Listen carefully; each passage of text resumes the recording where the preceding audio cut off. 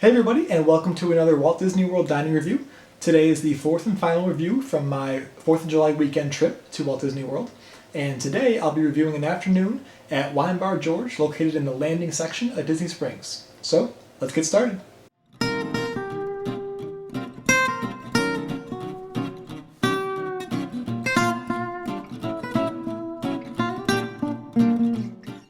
So, first things first, this review is going to be a little bit different. We made this reservation with the intention to just have appetizers and drinks, so we made a 2 p.m. reservation, and when we arrived, the gentleman at the host desk informed us that they were currently serving brunch. You can only order off the brunch menu until dinner started at 3.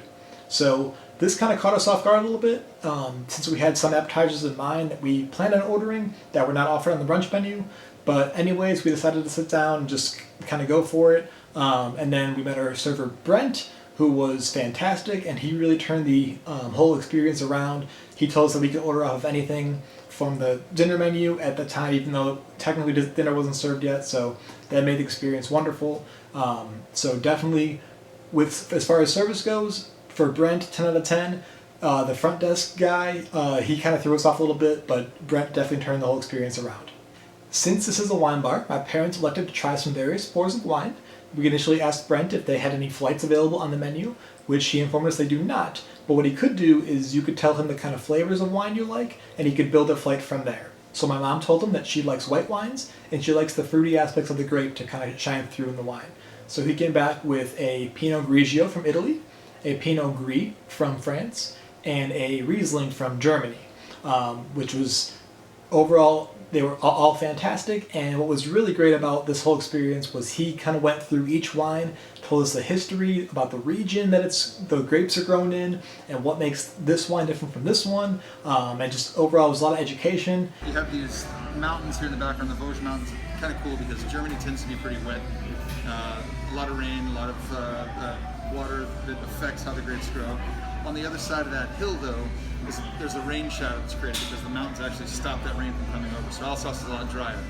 Still pretty cool, as far as the climate goes. So you get a little bit of the acid that you would get in some of these others as well, but a good amount of fruit as well. So these guys have been around for a long, long time and make some extraordinarily good wines. My dad prefers red wines and likes the tannin flavor to come through.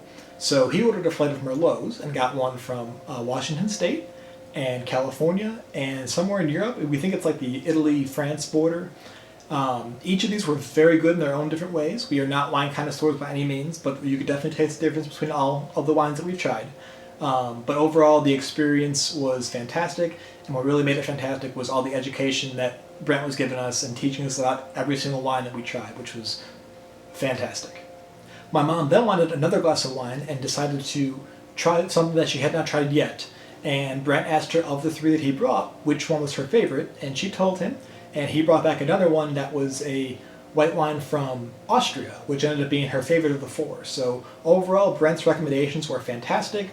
His education was spot on. It was just a great experience overall. The drink I ended up ordering was one of their specialty drinks served in a souvenir cordial. So I got the Friesling, which was Stellbach Riesling, which is actually the German one from my mom's flight, vodka and lime Dole Whip, and this was served frozen. And overall, I thought this drink was very refreshing, it was very good, and it definitely satisfied my craving for a Dole Whip that I've been missing so much. This drink was on the pricier side at $35. It was priced as $35 for the Wine Bar George Corkagel. And when you pay that, you get the drink inside of it for free. So it might not be worth it for everybody, but it was very good and I do recommend it. For our food, we decided to get 3 items to split as a table. The first item was the Saganaki on Fire, which was a blend of cheeses served with some crostini. And while this item did have a bit of a show involved with it, and you can never go wrong with cheese, for $15, this is probably the one of the 3 that I would definitely be skipping next time.